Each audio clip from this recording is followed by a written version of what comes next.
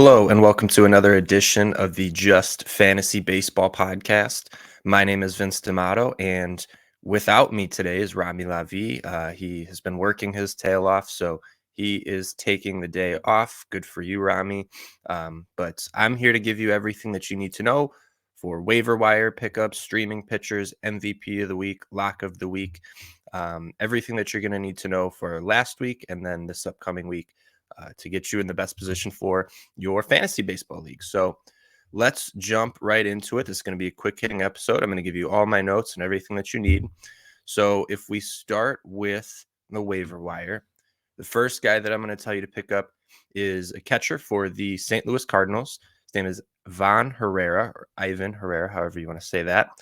He has been blocked by Wilson Contreras, and it was part of the reason why it was hard to trust him early in the year, right? The Cardinals are they're not going to bench her. They're not going to bench Contreras. They just signed him to a big contract, right?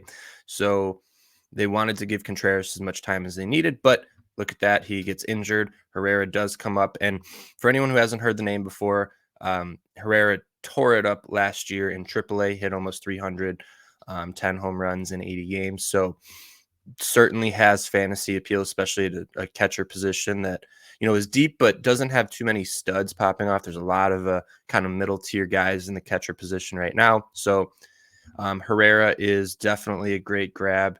He is only rostered in 39% of leagues, so go get him. So far, just in the 10 games that he's played, he's already hit 3 home runs for the Cardinals, 294 average, just a 297 OBP. He does play down OBP a little bit, doesn't walk a whole lot, but still has a 559 slug. So again, certainly fantasy appeal here. And it sounds like the Cardinals want to give him time even when Wilson does come back. So whether that's out of the DH spot, whether they give Wilson some more days off and Herrera catches and maybe Wilson DHs, we don't know. But what we do know is the Cardinals are last in the NL Central right now. And so I think they're willing to kind of go with the hot hand. And, Herrera is definitely one of their better hitters in the lineup right now. And so they might as well keep him in there. So go get some Ivan Herrera. The next guy, I don't know if you're going to be holding on to this guy for, the entire season. But he is one to at least consider grabbing right now because he looks like he's been pretty hot so far and could certainly keep it up for a little bit. We've seen it before. And that's Jesse Winker of the Washington Nationals. He's only drafted in 4% of leagues, so he's currently rostered in 26, so he's jumped up quite a bit over the last few days, and it's due to a 4-for-4 day that he had on April 12th against Oakland. His numbers right now look great, right? He's hitting 341. He does only have the 1 home run. His counting stats are a little low, 8 runs to 3 RBIs. We don't like to see that. But what we do like to see and why I think he is worth a pickup in some leagues is because he's got 9 walks to 9 strikeouts. And he's hitting 341, 482, 500 slash line. The 9 walks to 9 strikeouts is important to me because it shows that he's seeing the ball well, right? He's not being overly aggressive. And I guess we can tell that too by just 1 home run. So up to this point. But again, I'm not expecting Jesse Winker to come in and continue to just light the world on fire. But as long as he's hitting, he doesn't have to put up, 25 home runs or 30 home runs and 100 runs and RBIs. But if you're going to give me close to a 300 average for the next few weeks, I'll be all over that. So again, I don't anticipate him to continue to do this, and hit 341. But for a guy who's out on waivers, if you're really struggling, especially in the outfield, I know I am in some areas. So Winker is definitely one that I'm looking towards this week. And he's got a couple steals too, right? So could contribute in quite a few different ways. We've seen him kind of have these hot streaks before. So again, he's not one that I'd be holding on to probably for the entire year, but certainly a guy I am considering picking up and cycling out once he kind of cools off a little bit. Again, because he's on such a bad team, you can't really stomach if he's going to have a bad couple weeks. There's nothing there, right? Because he's not getting any sort of counting stats, even if he's struggling. So Jesse Winker, again, another possible pickup here. The last one I will mention, probably shouldn't even, but I brought him up last week in our prospect report. is Joey Loperfido. I brought him up last week saying he's someone you should keep on your radar. If you have an available bench spot or just want to have somebody in the wings to kind of potentially come up and have an impact, that is Joey Loperfido. He's leading all of professional baseball in home runs. He has been on an absolute tear for Houston. He's an outfielder for the Houston Astros. So he's striking out a little bit too high. It's over 30%. I don't know. I'm obviously worried about that. Obviously, he should be trimming that. But when he is leading professional baseball in home runs and he's played a few less games than some of these major leaguers, you have to pay attention. He's in AAA. I think he's certainly ready. Um, you know, we've seen some of these high strikeout guys come in and they take some time, like Ellie De La Cruz, for example, right? Super high strikeout guy.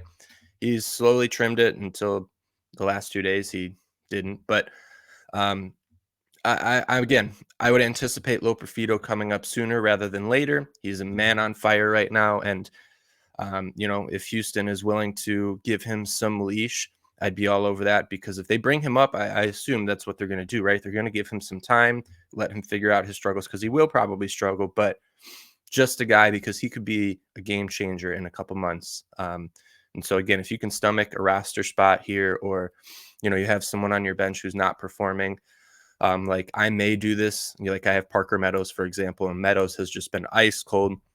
I may just, drop Meadows and go for Loperfido, because Meadows just going to sit on my bench. You might as well just have Loperfido sit on my bench, right? For that point, at that point for the price. And, maybe he gets hot.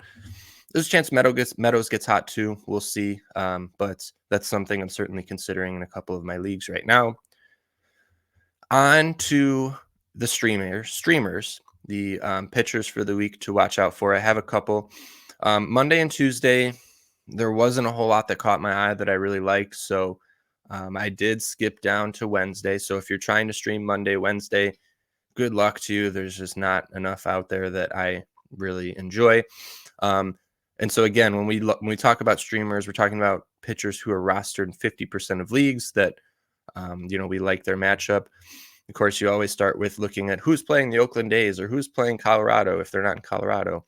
But the first guy is Steven Matz for the St. Louis Cardinals, who is playing the Oakland Athletics on Wednesday. And Matz has always been a good pitcher, right? His big question has been health. He had a great run last year until he had a lat strain in August. 3.84 ERA last year, and he was looking much better towards that second part of the season for him.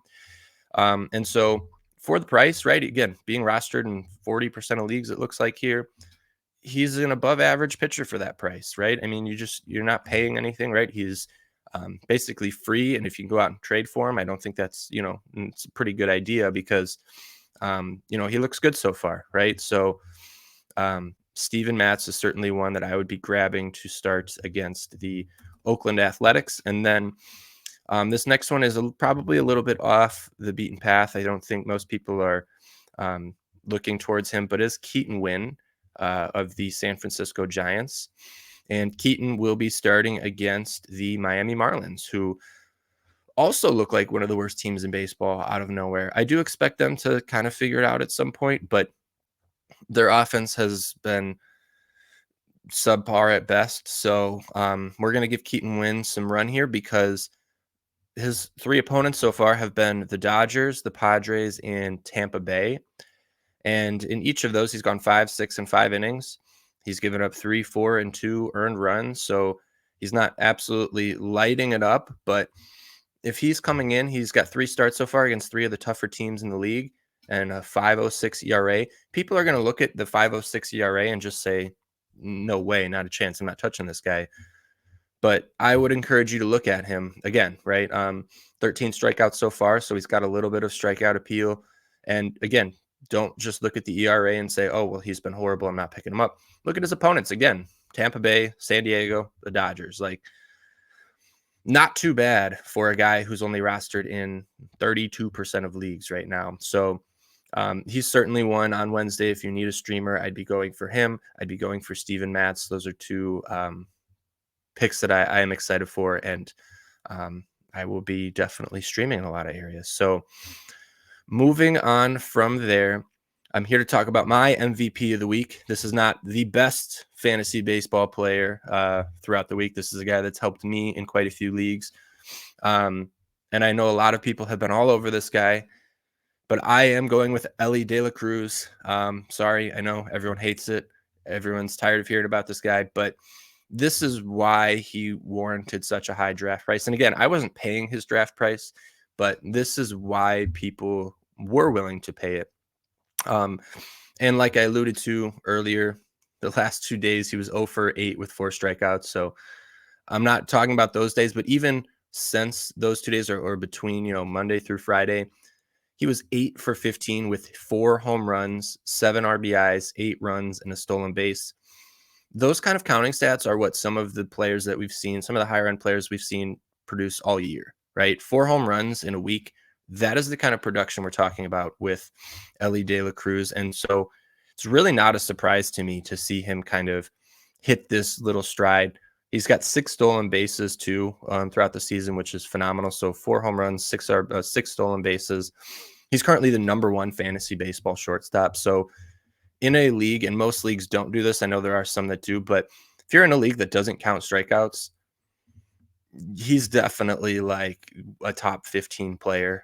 He's going to go off like this in some weeks. He also is going to have some cold weeks. I think that's just the nature of, this kind of player, but he helped me out with definitely winning a couple of my leagues this week. So he was my MVP. And again, I know most people, they look at the strikeouts, they don't like that. And I understand it. I'm not crazy about it either. But, when he can put up weeks like this, it's really hard to ignore. So, take a look at him if you can, or if you can trade for him.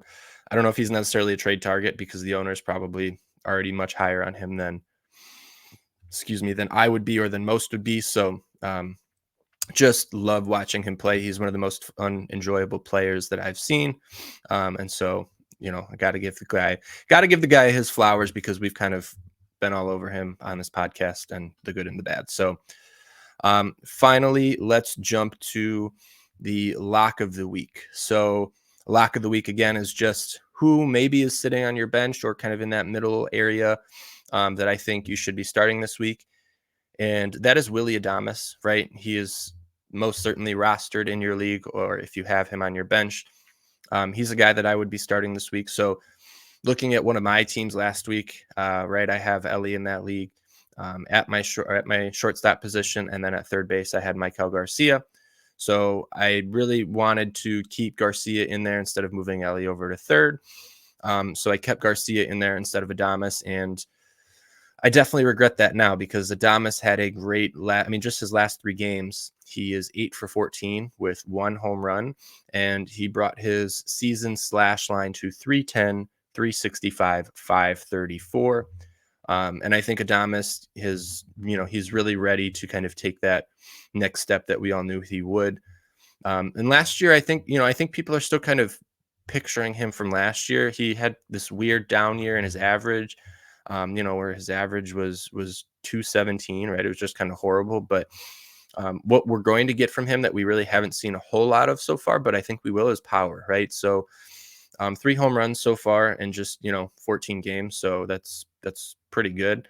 And I think it's only going to get better from there. And if the average even hovers close to 275 through 250, somewhere like, as long as it's not in the 217, I think you're going to be fine. And I don't think that 217 is the type of player that Adames is. So I'm certainly expecting him to continue to perform at a high level. And again, just over these last 3 games, he's really seen the ball well. So I would certainly be here to ride this hot streak. I'm taking Michael Garcia out of my lineup immediately. I've already done it. So that Adames can get in there and fill my shortstop position.